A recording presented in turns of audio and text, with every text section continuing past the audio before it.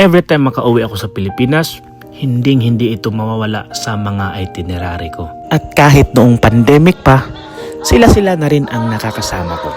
Hindi ko alam kung saan to nag-originate, pero kung alam mo ito, ang sabi nila, nasa dulo daw ng bahaghari, doon mo matatagpuan ang ginto. Kaya ngayon, yung kwentong ito, parang nilakbay namin yung bahaghari at natagpuan namin yung ginto. February 17, Chinese New Year.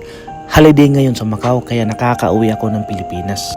At sa araw din ito, meron kaming pinuntahang napakalayo dun sa Malaybalay, Bukidnon. First time naming lahat kaya excited kami sa aming pupuntahan.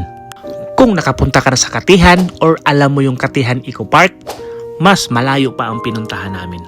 Pero sa isang banda, may punto sa buhay natin na mapapaisip na lang tayo kung tama pa ba itong ginagawa natin. Kaya yung resulta, ang iba, sa kalagitnaan pa lang huminto na sa karera. Sanay na sanay ako sa long drive at pagod. Pero sa nangyari sa amin, talagang nanghina ako at nagpasalamat. Sa totoo lang, hindi namin inaasahan na ang layo talaga. At sa dulo nito, dead end na.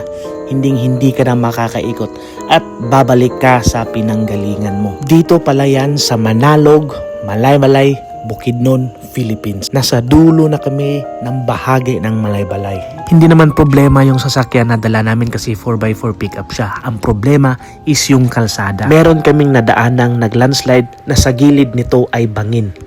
At nung tumawid na kami, na-stuck yung gulong dahil malambot yung lupa. Sa pangyayaring ito, dito na nabuo yung takot ko kaya hindi ko na naisipang i-video. So lumabas kaming lahat for our safety at para na rin ma-assess yung situation.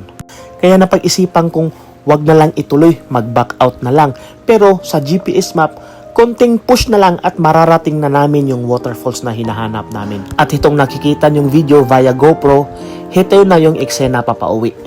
Medyo kalmado na pero kabado pa rin hanggang sa naitawid namin dun sa patag. At parang nabunutan kami ng tinik sa lalamunan. At dahil sa experience namin, meron na naman akong natutunan na pwede kong maibahagi sa inyo.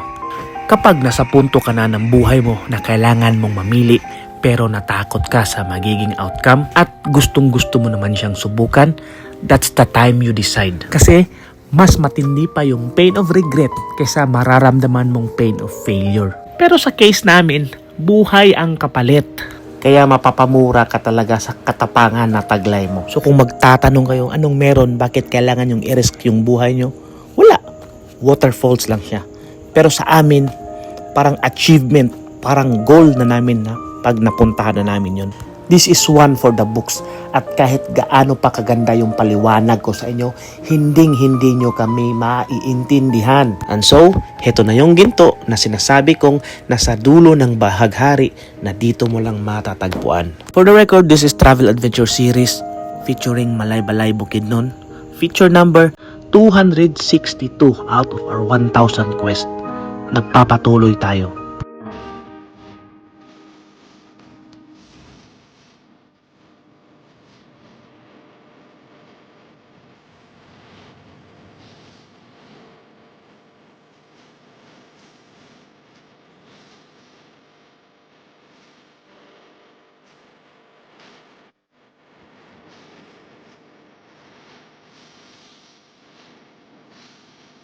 So, ito yung kwento namin.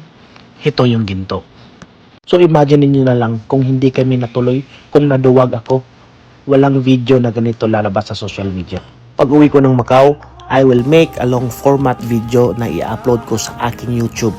Video clips coming from my GoPro. At lahat ng detalye, information, tips na kailangan mong malaman ay ibibigay ko sa video na ito. So, don't forget also to follow my YouTube account or kahit saang platform mo napanood because I will be sharing you more travel tips, guide, and advice, and as well as this type of content. Thank you for watching. Now, enjoy watching this wonderful, breathtaking waterfalls. Ang layo pa ng pinuntahan namin para makita at maipakita ko din to sa inyo. Peace! Bye-bye! See you on our next Travel Adventure Series episode. And that's it.